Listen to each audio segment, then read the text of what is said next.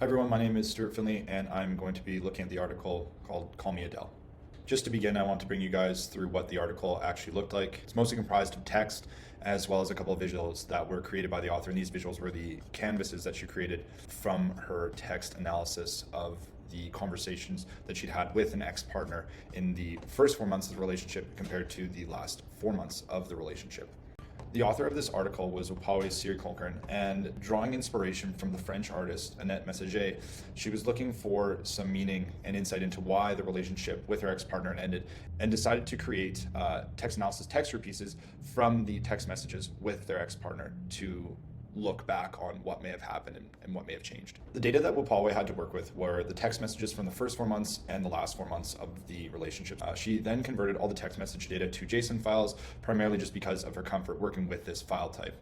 She subsequently used various techniques like regex, metachar, and natural language processing to make sense of the data, and then ultimately used Rune.js to create visual representations of the data in the forms of canvases.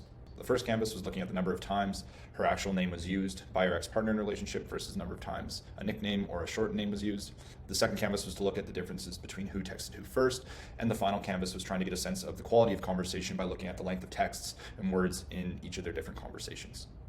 For her first canvas, Opawe used ellipses to signify when her name was used. A black ellipse is the use of a nickname or abbreviated name, and a red ellipse denotes the use of a given name. Now, this might give some indication as to the severity or seriousness of the conversation. Nicknames might indicate a more lighthearted conversation, whereas use of full names may indicate something more serious or more formal conversation.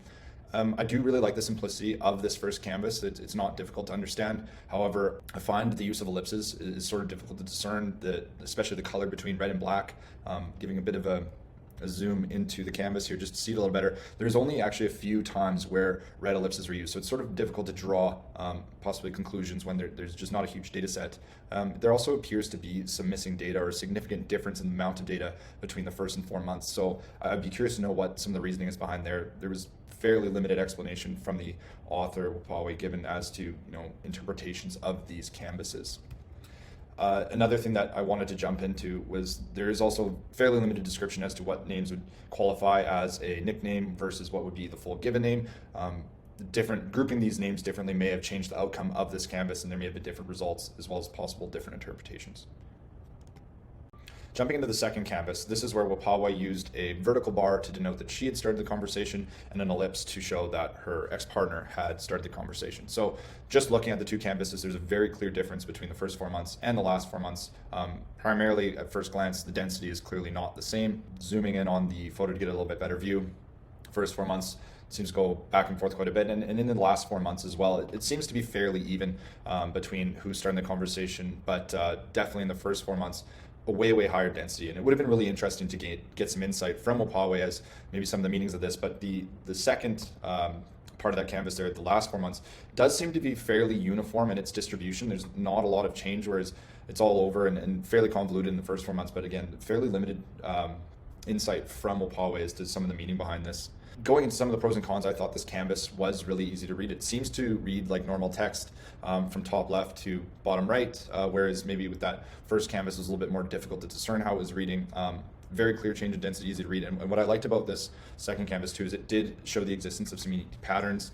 On the screen here I'm showing the series of straight bars in the last 4 months of conversation. A similar pattern existed in the first 4 months where there was only ellipses, and it was neat to see that these patterns are existing in the data.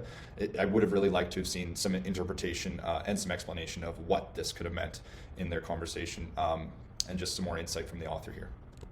Finally, looking at the last canvas that was generated, there's a very clear difference between the first 4 months and the last 4 months.